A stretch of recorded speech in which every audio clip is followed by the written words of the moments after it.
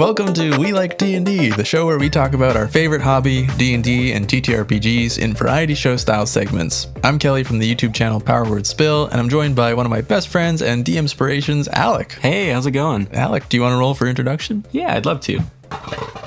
It's an 11. This is the same introduction that I give every time.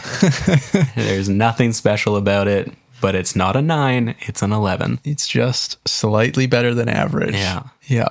We're also joined by fellow player and my long-term roommate / wife, Loren. Hi. Loren, would you like to roll for introduction? I would love to. A 7.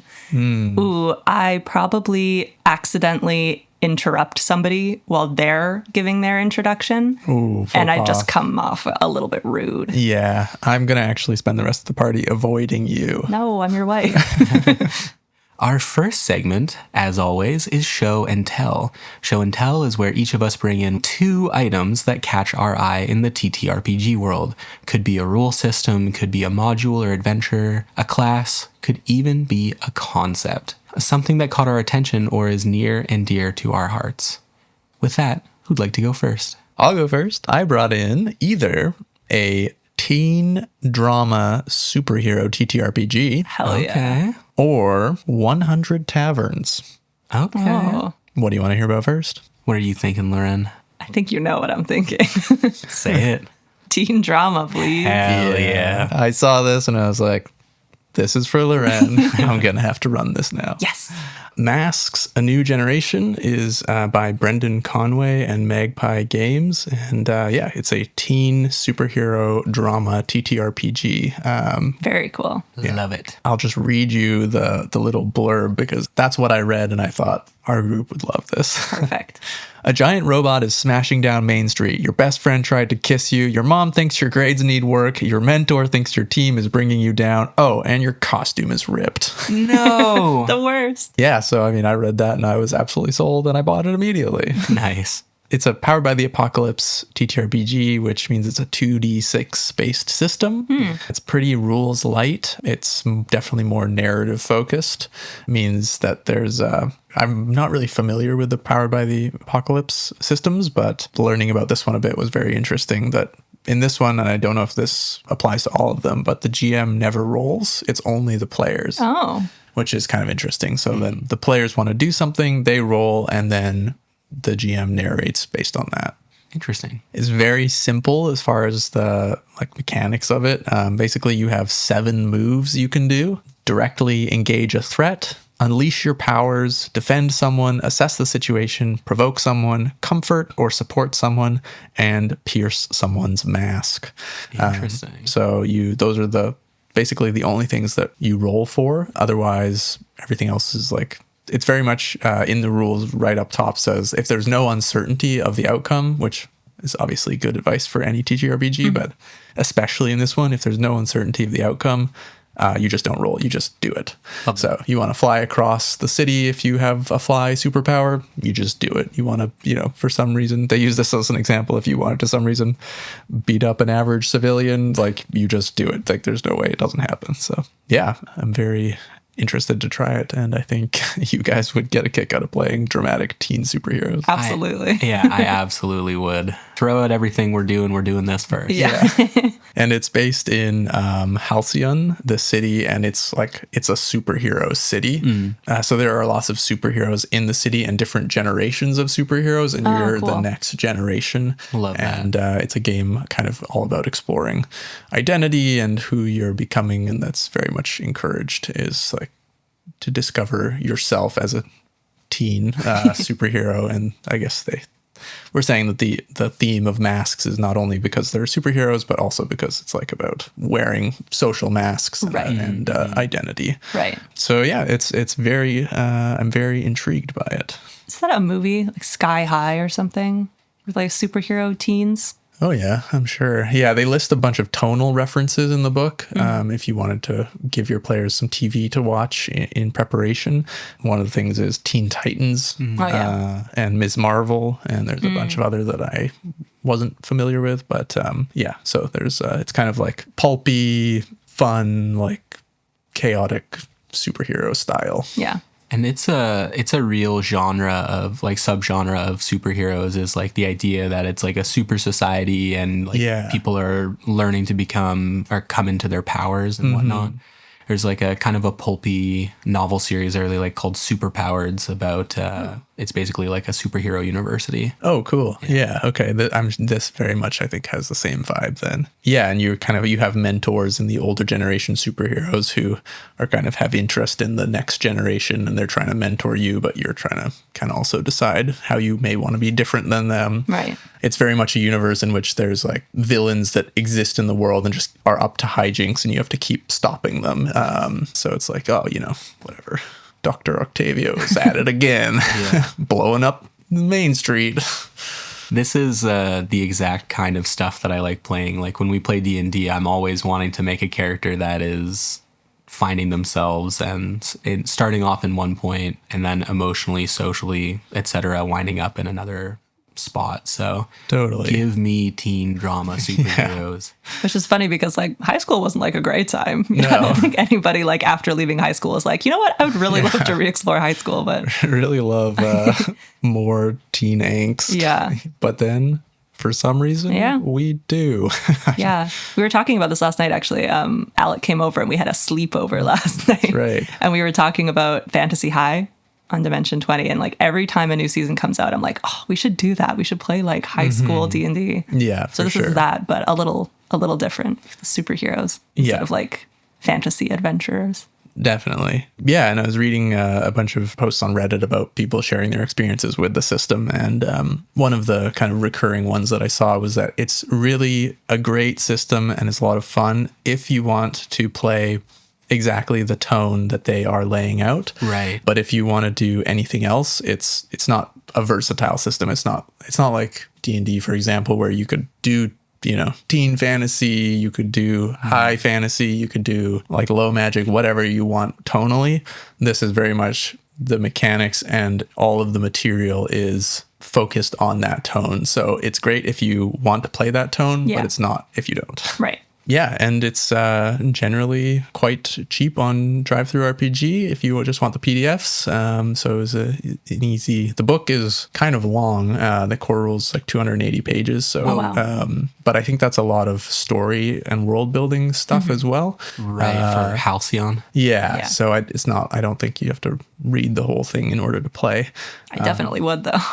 Yeah. So I'm very, very keen to try it out and get into some teen superhero hijinks. Does the book come with an adventure in it as well? Yes, it comes with the core book, and then there's something they call playbooks, which are different adventures and stuff like that. So it is designed to be run as campaigns, but I don't think it's designed to be run like long campaigns. Right. I think it's, you could obviously do whatever you want, but there's not a ton of progression or anything like that. So I think it's more character progression. Mm-hmm. Any other dying questions about my teen drama TTRPG? When do we get to play? Great question. TBD. We have a long list of things that I really want to try. Add it to the queue. Yeah. But like move it up a little bit. Okay. Yeah, that's the biggest downside of doing show and tell on this podcast is that I have so many things that I'm excited about now, and we don't have the time to play all of them. So I don't know how I'm going to prioritize these. Quit your job. Yeah, I guess so. Full-time professional TTRPG trier and player. That's the dream. Yeah. Loren, what you got? Okay, let me pitch you on an incredibly helpful PC idea generator that I use all the time. Ooh. Or a solo village witch potion brewing RPG. That is a tough choice. Oh, man, you're killing us. I think we should do the PC generator. Save the witch brewing for the Patreon. Okay, sounds good. We're going to be playing a lot of mini campaigns and things, so I'm going to need to be making lots of characters. Okay, great. Can I swear on the podcast? Yeah, we marked it E for explicit. Great. Cover your ears, kids. So this PC generator, or I guess it could be NPCs if you wanted to. Character generator is called Who the Fuck is My D&D Character? Nice. Who the fuck is my D&D character.com if you're interested. Wow. And it's, exactly what it says on the tin. It's just like a character generator that randomly has like a bunch of, I'll tell you what it has. So it has an adjective to describe the character, the species and the class, where they're from, and then a backstory element to help with roleplay. Oh, Nice. And I really like that combination of things because like the adjective kind of helps inform like how they act. Yeah. And then the backstory element is like a little something that you can like, it helps you when you're interacting with other people and just gives you like a lot of little details that are very succinct, like one word things basically that build out a character a lot easier in my head. I'll give you some examples. yeah. I generated like a bunch, and these were my favorite ones. A crass gnome wizard from an illusory forest who parties hard, way too hard. Love it. That's awesome. That's my next character. An inventive gnome barbarian from a quaint little village on a hill who always gives the good news first. That's really excellent because, yeah, it's just enough to not be daunted by staring at a blank page, Totally. but not limit your creativity. It's not like telling you this is exactly who you are. It's just like, oh, it's just enough as an inspiration. That's awesome. And I find that they have some that are like kind of silly. Like, so this one, a chipper half elf bard from a city no one else has ever heard of who is a recovering cannibal. So they can like veer kind of Yeah. silly, or like, yeah, this one, like a restless halfling druid from a laid back beach town who studied interior dungeon design. That's right. But they can also be like serious if Yeah. you're not looking to play someone who's like a little goofier. They have like different options, which I think is really great. Well, Yeah. you can really go serious or silly with anything. Yeah. For sure. You know, Yeah. a Sure. recovering cannibal could be played by Sam Riegel or Liam O'Brien. Yeah, Exactly. Yeah. And they would be completely different characters. Yeah, that's really excellent. Alex started running a new campaign for us at a wizard school, and so we've both built characters recently, and so this is kind of top of mind for me because when I was getting into building the character, normally I actually start with a concept and then pick a class, but this time I decided on a class first, which is kind of unusual for me. Yeah. What's crazy about that is I don't even remember your class. Like, I just remember the concept. Oh, yeah, I'm playing a bard. But when I picked the class and I started making my character, staring at the blank page where, you know, the character sheet, it's like personality and quirks and stuff. And I was like, man, I have no idea. Like, I can't even, nothing was coming to me. So what I settled on doing was kind of role playing with myself almost, where I was kind of imagining myself meeting my character at a party, and I was thinking like, what's the first thing I see them across the room, what's the first thing I notice about them? Like, are they bombastic? Are they in the corner trying to avoid people? Are they small? Are they tall? Interesting. And then kind of like worked my way into it, just because staring at the blank page was really killing me. But this is awesome because I think you could still role play with yourself, but using those as starting points, I think would be really helpful. For sure. And just keep regenerating until you find something that you like. You can like Yeah. piecemeal it together. Yeah, that just gives you enough of a springboard to jump off of. Yeah. Yeah, I think that maybe you've already said this, but creativity is hard when it's a totally blank canvas. But if Totally. you've got just a little bit of a box drawn around yourself, Yeah, that's where absolutely. creativity can really fly. Yeah, I find it really helpful to pick one thing. It doesn't have to be a mechanical thing, but just pick one thing that you want to kind of base the character around and then start from there, whether it's a class, a spell, a concept, like go from there, you know, just pick one thing and then build kind of creative chains off of that. But that is a really cool tool for getting a head start. Yeah. And I assume it's just free. It's just free. Yeah. made it. Just a website. Really Who the fuck cool. is my dndcharacter.com? Is the author known? Oh, it says created by Ryan. Thanks, Ryan. Thanks, Ryan. You are great. Created by Ryan, built with WTF engine by Justin. So thanks, guys. Thanks, Ryan and Justin. I will be using that. Yeah. Absolutely. Same. I had said to Kelly when we were like discussing what we were bringing, and I was like, "Is it okay if I bring a character generator? Because I know you have one." Yeah, absolutely. They're very different. Yeah. And you know what? I'm going to throw mine in the garbage. Oh no! All right, Alec, what do you got for us? Wow us. Pitch me. I brought either geez, how do I describe this without quote unquote giving it away? A D&D 5e rules conversion for a popular intellectual property, Okay. or a TTRPG system where instead of combat, you're doing activism. Interesting. The first one, very vague, but I am intrigued. Is it free? It is free. Ooh. Second one costs money. Well, I love a free conversion a la Star Wars 5e. Yeah. So Yeah, the way you phrased intellectual property, I feel like it's got to be something we like. So yeah, let's do the first one. All right. Not that I don't love activism, but I'm just so intrigued. I have brought you Pokemon 5th Edition by Erudite Factotum. Ooh. Very fitting Yeah. for today, which you will see later, listeners. Yeah, so it's a 5th edition rules system that incorporates Pokemon and Pokemon training. It uses a Pokemon trainer class. And then in the Pokemon games, all the trainers that you battle are like, they have a trainer class of their own. So it's like the youngster, the ace trainer, the bug catcher. Wow. And those are all subclasses of the Pokemon trainer class. So you get to choose what kind of trainer you are. Nice. Interesting. So everyone in the world that you would be battling with is obviously the same class, but you're all different subclasses. Exactly. And then most of the mechanics for inside combat rely on the Pokemon themselves. Okay. And so the fact that everyone's the Pokemon trainer class isn't really that big of a deal. Right. Yeah, totally. But there are mechanics baked in for Pokemon battles and for Pokemon capture. There's mechanics for Pokemon control and bonding, Pokemon care.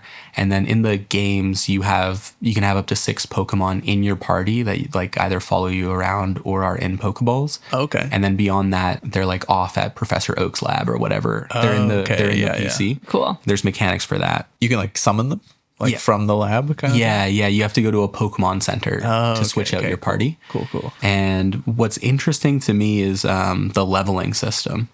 There's actually different options for how you as a player character level up. Okay. Because the kind of more important aspect of leveling in combat is that your Pokemon have levels and they level up individually. Right. And it uses experience points. But the way that you as a character progress can be done in a couple of different ways. There's milestone leveling, obviously, but then you can base your progression on the combined levels of your Pokemon. Oh, cool. Okay. Or how many Pokemon you've captured, which I think is really, really neat. And I've actually run this. Oh. I ran this for Not for us. Are How you dare seeing you? other D&D parties? Wow. It's not you, it's me. I can change. I ran this for a couple of friends. We just did a couple of sessions, and I ran basically the start of Pokemon Red, Blue, and Yellow, where you leave Professor Oak's lab with your first Pokemon. Yeah. You go to the Pokemon Center to pick up his Pokeballs, and you have a battle with Team Rocket. Cool. It was really fun. I didn't love the combat mechanics. They were a bit dry. Okay. Okay. I talked about slobber knockers on a previous episode, Yep. and maybe it was just the way I ran it and running for new players, but it felt pretty much like stand there and swing at each other. Right. Okay. So if you ran it again, would you like reduce the hit points of the Pokemon or double the damage or something like that? I think what I would do is show my players an episode of a Pokemon battle and be like, feel free to do this. Okay. We can work out the mechanics, Yeah. but let's be narrative about our battle. If that makes sense. Yeah. So you said it's a 5e conversion, but it also sounds nothing like 5e at all. Is it? It kind of just sounds like its own system, but like what parts of 5e is it using? The skill system. Okay. You could easily make the character sheet using 5e. Oh, cool. And it's a D20 system, and all of the stat blocks and item blocks are designed to be familiar to you if you play 5e. But then basically, if you're familiar with 5e and you're familiar with the Pokemon video games, you can jump right into this. Wow. Okay. If you're familiar with one but not the other, you're still going to have a pretty easy time. Okay. And if you're familiar with neither, why are you even? Right. Get out. Yeah. Leave. Yeah. Cool. Okay. Well, I would also be very interested in trying that out. I have a question. Yeah. When you played it the first time, did you do the voices of Jesse and James? I actually did. Oh my God, incredible. To protect the world from devastation. Perfect. To unite all peoples within our nation. And what about Meowth? Meowth. That's right. Oh my God. 100%. I mean, did you know? I'm Fun there. fact, Alec voiced original Pokemon anime, the dub. The one thing that I personally got a kick out of, but my players found really, I'm not going to say intriguing, but they were just puzzled by it, is when they got to Viridian City. I accidentally had the first two NPCs they talked to end the conversation by saying, "It's been real." And so I just ran with it, and every single person that they talked to in Viridian City would end conversations with, "Well, it's been real."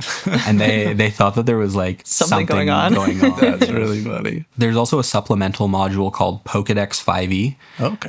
That's like a web app, because the original module gives you less than all of the Pokemon. Okay. Because there's like 1,000 Pokemon out there. Right. But somebody went ahead and made stat blocks for every single Pokemon. Holy. Wow. And that person's name is Jerrican. Wow. That's a labor of love. Incredible shout out to Jerrican. That's amazing. Are there adventures included as well, or is it just kind of the rules conversion? No adventures, just the rule system. But if you've been a fan of the Pokemon games, there's 1,000 adventures you could run. Yeah, I can see adventure kind of writes itself. Yeah, pick any episode of the anime. Yeah. Pick any video game, and you can write an adventure. I want to catch them all.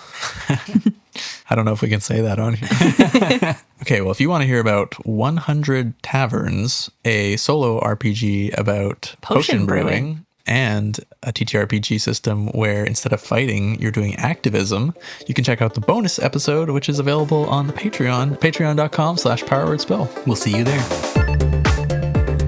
That segment was brought to you by Teen Drama. Teen Drama, it's so fetch. Stop trying to make fetch happen, Kelly. It's been 20 years. It's gonna happen, guys. It's so fetch. Up next, we're doing Pop Culture Character Build, where we take a character from popular culture and try and build them as a D&D character in 5th edition. And today, we're building Ash Ketchum. Ash, is that his name? Yeah, sure Okay, is. great. I'm a Pokemon fan. I was very into Pokemon cards and somewhat into the Pokemon Game Boy game, but I only watched a very limited number of Pokemon anime episodes. So we've been watching it. It's on Netflix right now. So Just the first season. been watching a few of the first season to get back in preparation for building Ash. It's so funny. Actually, I have an anecdote about this. He started watching it. Not the first thing he said. The first thing he said when we started watching was, "Wow, the theme song still slaps." And then the second thing he said was, "Wow, I forgot Ash's mom was hot." All right. Well, we're cutting that out of the podcast. No, we are not. Audio listeners, I'm sitting with Chad and Stacy here as the only true Pokemon fan. Yeah, Alec is Pokemon fan enough for all of us here. Oh, actual notice for audio listeners. I'm wearing a Wolfie VGC hoodie. Yeah, So if you know, you know. Yeah, if you know, you know. We didn't know. We didn't He had to know. explain it He to had us. to this explain morning. it to us thoroughly. But now we know. Yeah, world champ difference, baby. Yeah. Leave that in. Yeah, I want people to think I'm cool. Oh, I don't know if quoting Wolf Click is going to do that for you. If you're listening to a D&D podcast, I think. True. Anyway, We all built Ash as D&D characters. We didn't really talk about it aside from making sure we weren't all building the exact same class. So I'm very curious to hear what you all built and took away as Ash's kind of defining features. I think we all took the route of not literally trying to build Pokemon in 5e, but more like trying to build the essence of Ash. I think the way that we very briefly talked about it was like, we're building it like, if you're playing with people who like don't know Pokemon, you can kind of sneak this character into like a normal quote unquote campaign, and you know that you're playing Ash. Yeah. But maybe nobody else does. Yeah. And that's like a fun little secret for you. Yeah. So like Alec could bring this into a campaign with us and we'd be like, oh, cool, like a dope. Cool character Yeah, concept. cool character. Very So original. Yeah. With that out of the way, who wants to go first? I can go first. All right. Okay. I will just note this. At the time of recording, D&D Beyond has just released that the Helliana's Guide to Monster Hunting, and they have like a monster tamer class.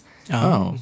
Very fitting. Yeah. So, and like they're not subtle about it. I think like the phrasing of it is like, capture and train the monsters you fight during your adventures, forming your very own menagerie of fuzzy companions or army of devastating behemoths. Oh, yeah. And like the art is like it's a Pokemon trainer. Like, Okay, very cool. so Oh, wow. if you have that, Helliana's Guide to Monster Hunting by Loot Tavern, you can just straight up play a Pokemon trainer. Perfect. Well, just disregard our suggestion. Yeah, exactly. This is so funny. Again, like this happens every time that we're watching it or like thinking about these, and I'm like, oh, everyone's going to do this. It's like so obvious. And then we all bring such different things. So yeah, Loren was so convinced that we were all going to build the exact same character that she actually told me her class that she was going to build. And I was like, not even close. Yeah. I was like, okay. Well, I did go a different route. So originally what I was thinking, as we talked about earlier, we're playing in a wizard school campaign that Alec is running, and I just started playing a divination wizard, and so I've been looking at all of the wizard subclasses, and so my first thought was like Order of Scribes wizard. Oh yeah, because their whole thing is like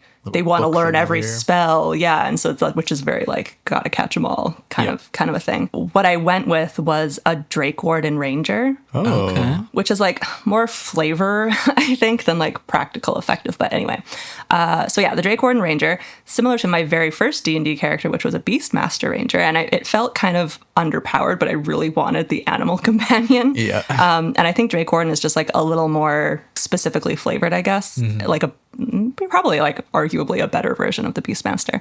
So first of all, Dragon Companion, dope as hell. I think we can all agree. Yeah. You can magically summon it, which is kind of like calling it out of a Pokeball, I think. Right. And when you summon it, you can choose its damage type, so you can change it every time. That's very cool, yeah. Yeah, so it's like choosing whatever, like different types of Pokemon.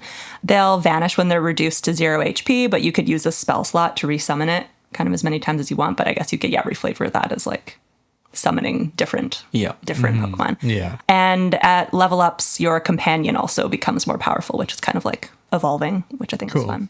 So that's like the basis of my character, is that you have like this companion or companions, you could reflavor it, that you're summoning. Yeah. And so I built the character as like a support to that creature. Very cool. Essentially. I gave him the druidic warrior fighting style as a ranger, so he could take guidance and resistance just as like buffs. Yep. I gave him the inspiring leader feat to give temp HP, because I think he like gives them little pep talks, which is very cute. Yeah. I gave him the folk hero background because he's like, quote, destined for so much more, which is straight from the background. And with that, I gave him proficiencies in persuasion and athletics, because he does, like, in the first season, he's doing a lot of like running around. Yeah. And I feel like he's quite persuasive. Like all his little buddies love him. So I think that's cute. And I made him a Lightfoot halfling, I guess, just because he's just a little guy. Ash is just a little guy. Just a little guy. Yeah. And with that, you get like brave and lucky, which I think are, because he's like, well, he's 10 years old, and I think he's pretty brave, but also very lucky. Yeah. I agree. Lucky. Yeah. I agree with that. Yeah. Stats wise, I just like, it's like I gave him Dex as his first, as his top stat because he's a ranger, but also I made his charisma quite high because he's good at getting Pokemon to like him. Yeah, true. Yeah, so in this, like the sort of main essence of what you took away was that, one companion that is kind of could be summoned and be versatile. As different damage types. That's cool. Yeah. That's really and cool. then him as a character, I guess, being a support to those because, that's the part that I was like kind of iffy about, I guess, just because like when you're building a Pokemon trainer, he's not like himself doing damage to other creatures. It's like the Pokemon are doing it. So that's the part that I was struggling with, but I think that's like a good compromise. Totally. Yeah, that's really cool. And my brother-in-law started playing a Drake Warden, and he sent me his character just to like see if I had any recommendations. And I never really looked into the class, but man, it's really cool. Really cool. I really want to play Drake Warden. I'm literally hearing about it for the first time right now. Yeah, it's really sick. There's a lot of different abilities. I think it's the coolest ranger subclass that I've seen. What is it from? It was an Unearthed Arcana thing. Okay. Fizban's Treasury of Dragons. Oh, Fizban's. Yeah. And so, if you want to try it for free, it's probably on the UA repository on r/D&D Next. If you want to try the UA version for free if you don't have Fizban's. Do you want to go? Sure. I have brought in Ash Ketchum, the variant human conjuration wizard. Ooh. That was my different ways to flavor it. It's really cool. I think that playing Ash, the character, pretty self-explanatory. You're determined. You're sticking your nose in. Yeah. You believe in the power of friendship. Yeah. You can roleplay that. I'm not going to give you any advice on that. You've got this. Pretty stubborn. Yeah, 100%. So what I've done is tried to create a character sheet that gives you the vibes of using Pokemon to help you get through, your puzzles, your battles, Right. stuff Cool. like that. Yeah. The arcane focus is an orb, obviously. Okay, yeah. That's your Pokeball. Yeah. Take as many touch spells as you can to be delivered through Find Familiar. Oh, yeah. Shocking Grasp, stuff like that. The one thing that I have that isn't from base D&D is Flock of Familiars from Lost Laboratory of Quilish. Oh, I have not Never heard of this. that. Yeah, it allows you, it's like a second level spell, I think, and it allows you to summon multiple familiars at once. Cool. Very cool. I would pitch my DM on flavoring my magic as being from, creatures from another plane or something like that, the fey creatures and stuff Yeah, like yeah. that. Yeah. And I would flavor all my spells as being from creatures summoned temporarily by the orb. And then I would fill up on elemental spells, Scorching Ray, Fireball, Gust of Wind, these sorts of things. Yeah. Take Phantom Steed, take Fly, and then the summon spells, summon Lesser Demon, summon Lesser Fey, etc. Yeah. And then, unfortunately, Intelligence is the main stat. Doesn't super fit Ash, but he is very knowledgeable about Pokemon specifically. Yeah. Definitely. Yeah. As time goes on. Yes. If you were going to try to make Ash statistically, the thing that you got to pump up is strength. Because Ash carries around Pokemon that, if you look in the Pokedex, weigh like hundreds of pounds. Oh, Yeah. really? Yeah. That's funny. Have you seen those videos? There's like TikToks of guys being like, I want to see if I'm as strong as Ash. And they like weightlift. Yeah. Yeah. That's a very Strong little 10-year-old. And then Dump Wisdom. Yeah. Yeah. Okay. Yeah, that's very cool. My second idea was like a conjuration wizard focusing on elementals. So similar idea, because like the kind of, obviously Pokemon are elemental themed. So I think the elemental spells, like you mentioned, are super fitting. Yeah, I really like that. I love the idea of, I guess, like spells flavored as creatures. Yeah. I think that's really fitting. And it's also fitting that to make him a wizard, because he himself is obviously pretty squishy because he's a 10-year-old boy. Yeah. 10-year-olds are notoriously squishy. Not good in melee combat, 10-year-olds. No. Don't I know it? That's awesome. Okay, well, I bring you Ash the Druid. That was my second idea. Nice. Yeah. A circle of shepherd druid. The idea that I grasped onto, really clung onto, was a bunch of little guys. Yeah. And it's a circle of druid, just all about summoning as many little guys as you can. The downside of this is that obviously it makes the primary stat wisdom, but I guess you could argue that Ash maybe is wise because he kind of intuitively knows a lot about Pokemon, even though he doesn't study Pokemon until later. I don't know. Like, the sense I got in the first is when they go and fight Misty's sisters, he like does something really obvious or something. I can't remember. The point is, Ash doesn't know his types, just like Kelly. Yeah, His type advantages exactly. and weaknesses, just like Kelly. Yeah, just like me. Kelly's on his Pokemon journey, just like Ash Yeah, in the first I'm season. also a 10-year-old boy who's going out into the forest. Which And Alec is his Pokedex. I'm Gary Oak. Smell you later, Ashy boy. So yeah, anyways, I feel like Ash has some innate feelings about how to train Pokemon, and that maybe you could argue he's got wisdom. My argument for him having wisdom is that his belief in companionship, mutual respect, and the power of friendship is what makes him really wise. Okay, yeah, let's go with that. Just say that exactly. We'll cut Alec's part out. Okay, great. So I'm just going to take that again. Not knowing the thing about the Pokemon being really heavy, I made strength his dump stat. But anyways, Circle of Shepherd Druid, Wood Elf race, because I feel like, I don't know, something about him just gives me Wood Elf vibes. I don't know what it is. It's his hot mom. And then I took a Metamagic feat, nice. Metamagic Adept, Magic Adept to get Metamagic and extend spell. So then you could extend the summoning spells, like, Nice. so you could bring them through multiple combats. And I just took the the basic summoning spells of Summon Beast, a 2nd level spell, Conjure Animals, and Summon Fae. One thing that's pretty cool, at 6th level, you get something called Mighty Summoner, where you get your summons get extra hit points, and then also their natural attacks count as magical damage, which is great because as you start going up, creatures have more and more magical resistances. Yeah. And yeah, that's pretty much it. I would then, like Alex said, the most of the heavy lifting is through the role play of Ash, but the bonds of friendship and his love of his little guys. I love Ash it. the Druid. Well, there you go.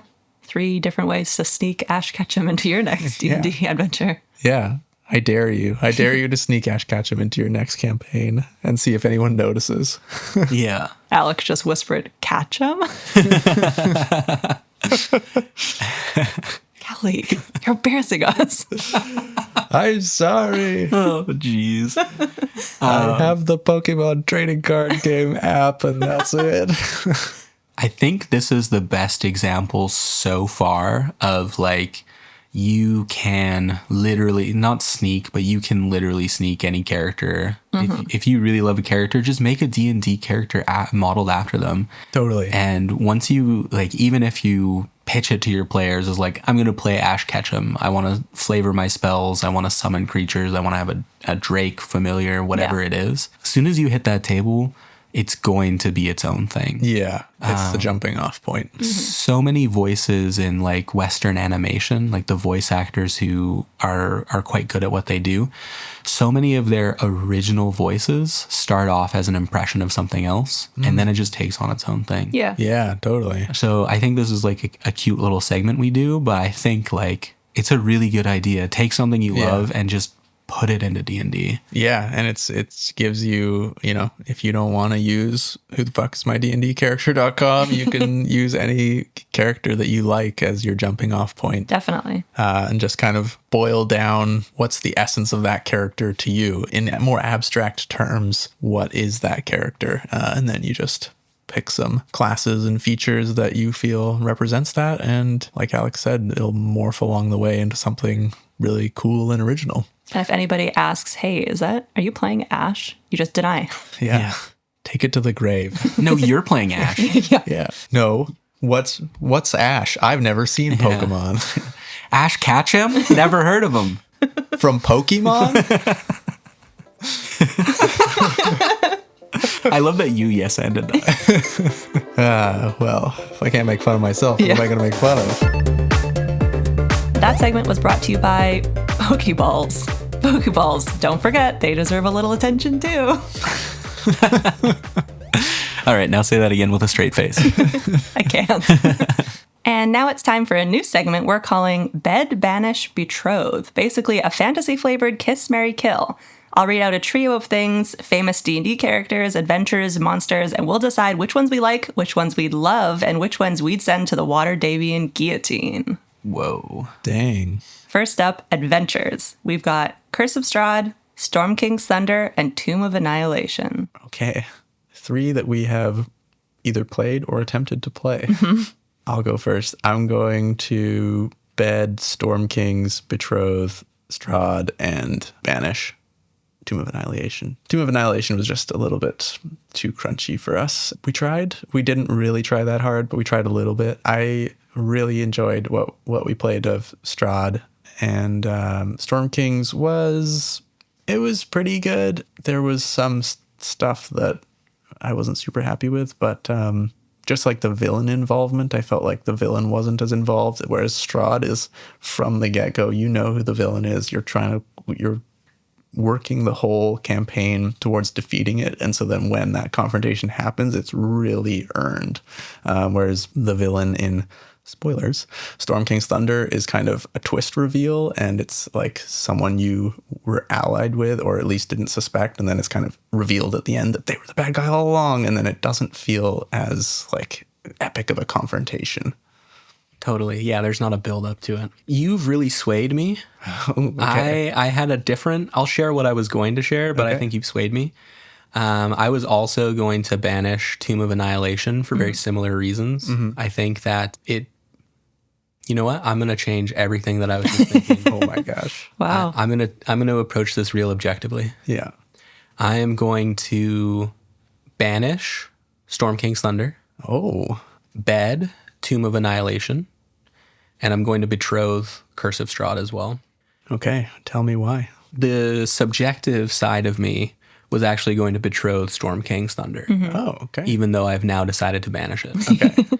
Because it holds such a special place in my heart, being the first campaign that we all played together. Yep. Okay. Yeah. I played a bit of D&D before we all got together and played, but can I be a little sappy here? Can I be Yeah. a little vulnerable? Yeah. Please. This is a safe space. You guys pitching us to play D&D together and us playing Storm King's Thunder changed the trajectory of my life. Wow. That's a big statement. Yeah.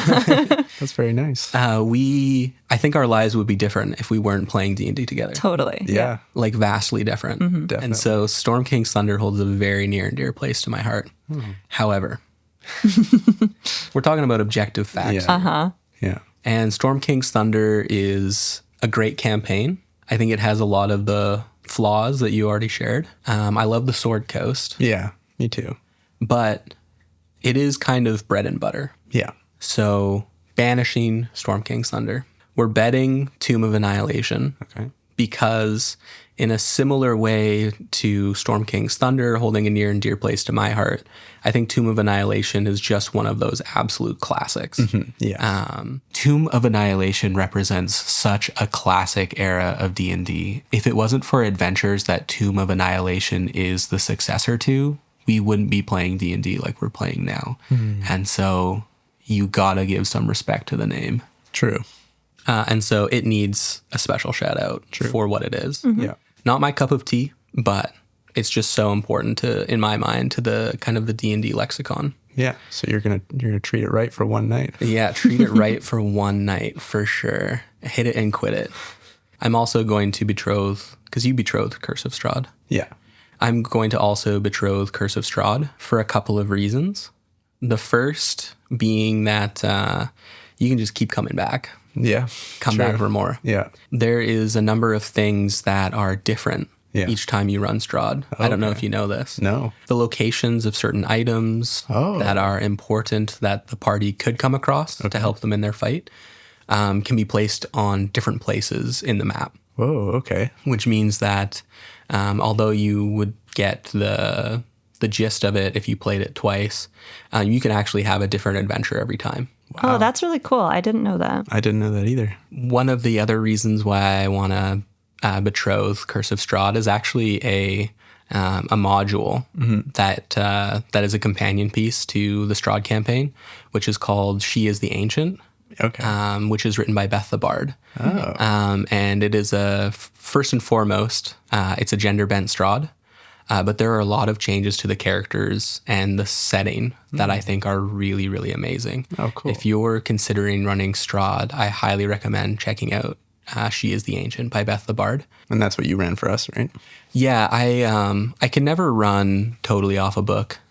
So there's a lot of fiddling there. I like that though. But it was really good. And I think that Curse of Strahd is just so important because it is an update of the Ravenloft module from 1983. Oh, Right. And it brings that old school D&D into the modern setting. And so there's a lot of deadly stuff that you can either use or not use. But I think that one of the things with the update is it didn't necessarily do a fantastic job of coming to that 2020s audience. right. Yeah. And that's why I really love She is the Ancient by Beth the Bard. Cool. But yeah, Strahd is just a wonderful thematic world that if you can get into the tone of it Yeah. as a player and as a DM, nothing can beat that. Yeah. The tone was very dark and gritty, and I liked it a lot. Yeah. And I guess the other caveat is that I've never played vanilla Strahd. I only played what you ran, and I liked it a lot. So I guess I'm also betrothing Gender Ben Strahd. She is the Ancient. I was going to bed Curse of Strahd because everybody in Curse of Strahd is kind of hot. But then I realized that might be the work of Beth the Bard and not wizards. And what about you, Lauren? Well, this is changing everything now for me. Well, let's hear your original take. So my original take was Bed, Curse of Strahd, Betrothed, Storm King's Thunder, and Banish, Tomb of Annihilation. Okay. Similar to you, Tomb of Annihilation. Well, similar to both of you. Tomb of Annihilation, I think, is just not my cup of tea. Yeah, very crunchy. It's a lot of strategy. And I also tend to not build characters very strategically at all. I definitely, whatever the opposite of a min-maxer is what I do. I take purely aesthetic spells. I don't consider strategy like at all. Maybe like 2% of my build is like for strategy. So Tomb of Annihilation is just absolutely not for me. Similarly, Storm King's Thunder, because it was the first thing. Yeah, it was the first, actual Cannibal Shia LaBeouf was the first thing we actually played together, but like our first campaign, Storm King's Thunder. And I am the type of person to just marry my first boyfriend. Yeah. And then, Curse of Strahd, very fun. And everybody in it is hot as we played it with you, the gender bend version. Shout out Beth the Bard. But now knowing that it's like different every time, I don't know if that changes things for me, or if, again, you just want to keep booty calling Curse of Strahd. True, yeah. No, never mind. I think of all of the villains, Strahd would mind the occasional booty call the least. Yeah, True. Totally. Okay, I'm going to stick with my original then. I'm going to, Bed, Curse of Strahd, marry Storm King's Thunder, Banish, Tomb of Annihilation. Just so none of us are in agreement. Okay, all right. All a different take. I love that. Hit us with another one. Last one, famous authors. This is probably the most similar to Kiss, Marry, Kill. Okay. Volo, Xanathar, Mordenkainen. Okay. Well, I mean, I gotta say, my perception of Volo is heavily altered by Baldur's Gate 3. Mine Same, as well. girly, same. I can go first if you want. Okay. Okay, I'm going to Bed Xanathar, Okay. Betrothed Mordenkainen, Banish Volo. Okay. And is this based on their works or them as their illustrations? 90% them as their illustration. Like, am I choosing what I want to get rid of in D&D by banishing this author? I think you can interpret it however you want to interpret it. Me personally, I'm going off of their illustrations mostly. And Volo, I just can't stand the guy in Baldur's Gate. I just don't like him. Which is insane because Volo is the character in Baldur's Gate that is most like a character Kelly would play. True. Well, yeah, and true. historically, I hate all of Kelly's characters. Yeah. Canonically, Loretta and I do not get along in D&D. No, just kidding. That's not true. I'm just really not a fan of Volo. I don't like the way he talks to me. I don't like the way he dresses. I just don't like anything about him. And it is basically judging a book by its cover because I haven't finished Baldur's Gate. I haven't finished a game of BG3. But I just don't like the way he is. And that's fine, I think. Okay, well, stand by. I need to look up pictures then. Xanathar is the Beholder. He's got a lot of little guys going on. And by guys, I mean... Opportunities. Exactly, yes. That's the word I was searching for. And Mordenkainen's got that cool... He has like a fun mustache. And a little goatee, I think. Maybe I'm misremembering. Definitely a cool mustache. Not unlike your mustache. Yeah. And he's very powerful. And that's what I like in a husband. Very powerful, good mustache. Mm-hmm. The two most important things. I think those were the two things that you mentioned in your wedding vows. Yeah, exactly. Yes, yeah. Yeah. Well, I'm sorry to disappoint, but I'm not very powerful. You're not powerful. I have commoner stats. So sorry, Loren. That's not true. Yeah, charisma for sure. Above average intelligence. Above average, yeah. Definitely above average. Okay, I hate wisdom. this. This is my nightmare. Kelly starts writing his tomophoes, and we're number 1 and 2. Oh, you know what? Mordenkainen? Hello. Mm-hmm. That's what I'm saying. Yeah, the drool in Xanathar's picture is not doing it for me. It's got a real wet mouth. Got a real wet mouth. And that's also what I like. Okay. This is a PG podcast. Okay, I'm well, you didn't tell me that up top. Pretty sure I just heard what the outro role was going to be. Okay, I am going to... Take a second. I have to say, Kelly, you're deliberating this as though it is like a career decision.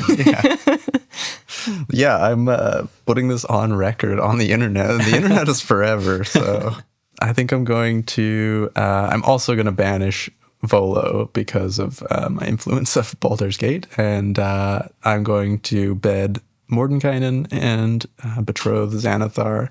But it's going to be like a political marriage, and we're not going to have, there's not going to be much spice there.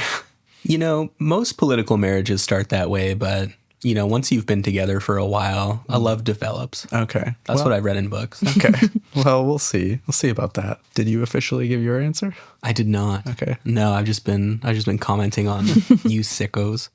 I've got good news for you. I'm going a little different. Okay. I'm banishing Xanathar. Okay. Not because he's a monster, because we're talking about like aesthetics or whatever. And Xanathar has a guide to everything. And I feel like people who think they know everything are not good in the bedroom or in the home. No humility. Yeah, exactly. Okay. We have to be willing to admit when we're wrong in order to grow together. Okay. And so can't betroth them. Okay. Yeah, no, fair. People who think they know everything are terrible in bed. So goodbye, Xanathar. Okay. That's fair. I'm going to bed Volo. The look on your face. The look on your face says whatever's going to happen next is not going to be PG. Whatever happens next is not going to be in the podcast, so I don't know why I'm saying it, but Volo looks like he could bottom really well. Okay. And I don't want to marry him. Yeah. No, that's true. I've already wasted my banish. Yeah. So I can deal with Volo for one night. One night. Yeah. And then I'm going to betroth Mordenkainen. Yeah. Who actually I think appears in Curse of Strahd. Oh. We didn't get there. Oh. Oh, wow. But I think I'm going to betroth Mordenkainen because his spells are really cool. His spells are very cool. And something about a bald guy with a mustache. I like it. Oh, you heard it here. In the next video, Kelly's going to be bald. Well, I'll just have to prepare everyone in case it turns out I have hair loss. I forget the word for it, where you can only be attracted to someone like if you know them really well. Oh, yeah. Like you're not like necessarily hot and bothered by folks that you don't know. you don't know. Okay.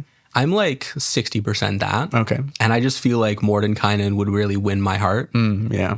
And so that's my boy. Okay. That's my boy for life. Wow. Don't talk to me or my husband ever again. Okay. Wow. Again, 3 very different answers. Yeah. I love that. And for very different reasons. For very different reasons. I think we united on That's true. That Mordenkainen is hot. Yeah. That's true. Who would you bed? Yeah. Bed, banish, and betroth. Get in the comments. That segment was brought to you by Xanathar's Wet Mouth. Xanathar's Wet Mouth. Once you get past the eye stalks, you've got a treat in store. Behold her, I hardly know her. Oh my. Wow, we're earning our explicit rating. Today, yeah.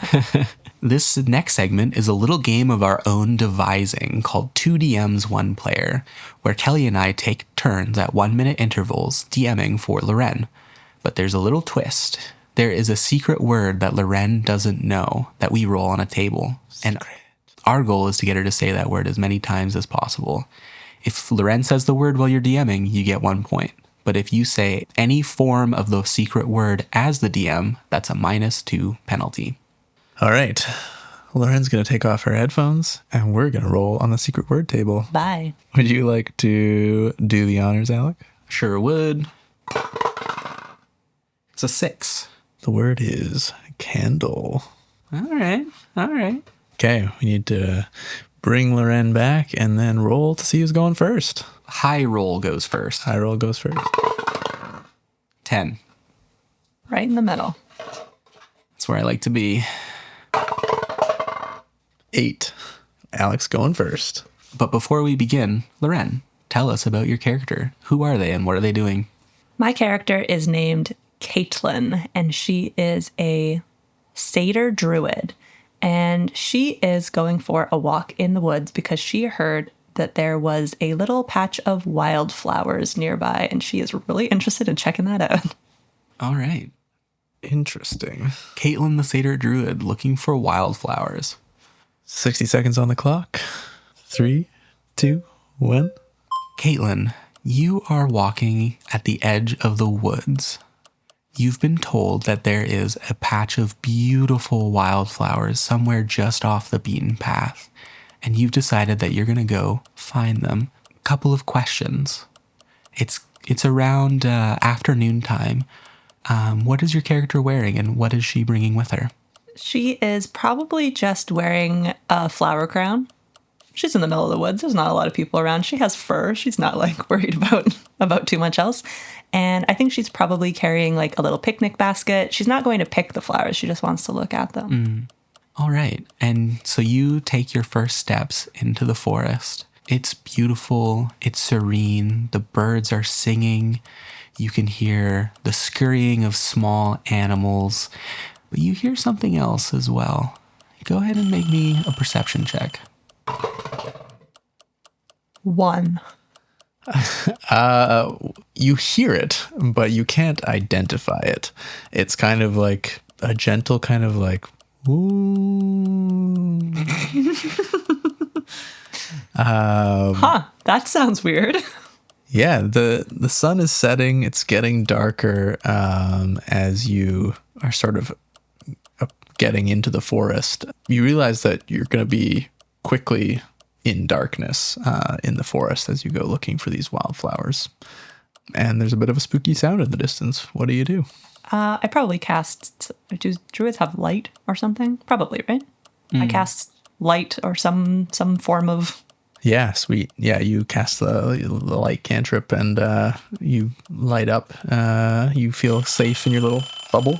You feel safe in your little bubble, but that sound, and you don't hear it again, but you almost hear it in your head a little bit. Like it just stays with you, and it makes you feel a little uncomfortable. But you press on. Go ahead and make me like a survival or perception or investigation check to try to find this flowery grove. 6. 6. Okay. Everything kind of looks the same, to be honest. I'm not a very good satyr. Yeah, everything starts to look the same, and then they start to look even more the same. Have you been going in circles? Oh, no. And just as you start to question that, you hear the ooh once more, but it's not in the distance this time. It's right behind you. I just whip around. Yes. You whip around and you see standing there a shadow. Like inexplicitly, all you can see is a shadow. Oh my God. It's like this kind of form that is inky black and kind of loose as far as like its shape. It kind of shifts around. And you turn around and face it, but you hear the sound again from behind you. Ooh. Are you a ghost? The shadow does not make any noise. It moves towards you, though. What do? I hold out my picnic basket. You hold out your picnic basket to do what? Like, see if it wants it. There's like fruit and sandwiches in here. It reaches out. It reaches out and slowly caresses your hand before grabbing the picnic basket. Okay. And rooting through it. So what else does it find? It finds sandwiches. It finds grapes. Strawberries, probably. Strawberries. Any supplies other than food? I mean, there's probably like napkins in there, like cloth napkins, but I don't think any like cutlery or anything. It pulls the napkins out and just drops them on the ground in front of you. Okay, that seems unnecessary. It doesn't have any visible eyes, but it feels like it's looking into your soul as it goes, ooh. And all of a sudden, it just devours the basket whole. Oh my God. And then slowly starts to float away. Oh, okay. And then disappears. I'm not going for the win anymore. It starts to disappear, but then suddenly it reverses course and comes back towards you, drifting ever so slightly. It ate the basket, but it dumped the contents onto the ground before it did so. Oh, okay. It gently picks up the picnic blanket, flaps it out and lays it on the forest floor and delicately picks up the napkin where it dropped it in front of you before and lays it out and kind of gestures for you to sit down. Oh, no. Okay, I guess I'll sit. It goes, ooh. And it takes a lantern out of the picnic basket as well and sets it on the picnic blanket in front of you and gestures for you to sit down. Is this a date? And that's the end. Dang it. I was waiting for you to set me up, and you were waiting for me to set you up, and we were just having a standoff. Yeah. Loren, can you guess what the secret word was? I have no idea. I have no clue. Yeah, we were, that was a tough one. That was a tough one. It was candle. Oh. Yeah, it was, you being in the woods. I mean, I saw yeah. where you were going with the darkness. That was a good start there. I thought I could pull it out at the end there by having the shadow try and date you and be like, it's so dark. I want it to be bright. Ooh. Well, That's a draw. A respectable draw. Yeah. The important part is I had a lot of fun doing it. Good. Yeah, me too. That segment was brought to you by an unexpected nighttime date in the forest. An unexpected nighttime date in the forest. Ooh. And that's our show. If you'd like to contribute a word to the word list for 2DM's One Player, you can leave a review on iTunes or a comment on Spotify. I realized you can't do text reviews on Spotify, only ratings, but those ratings really help us out anyway, so if you'd be able to rate the show, we'd really appreciate it. If you want to leave a word suggestion in a comment or review before April 13th, then we'll include it in our special 2DM's One Player game in the May episode, where we'll be rolling on a table made up of word suggestions from you. If you want to find out about our other show and tell items, or if you want to hear about the adventure we're going to be building based on Pokemon, you can listen to the bonus episode over on the Patreon at patreon.com/powerwordspill. Thank you so much for listening. We'll see you next month. We appreciate you. It's been real. Ooh.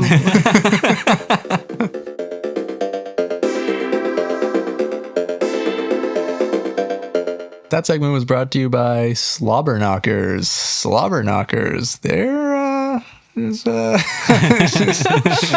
where I was going with that one. Thought it would come to me. You're hoping you would find it along the way. Did not find it. Did not.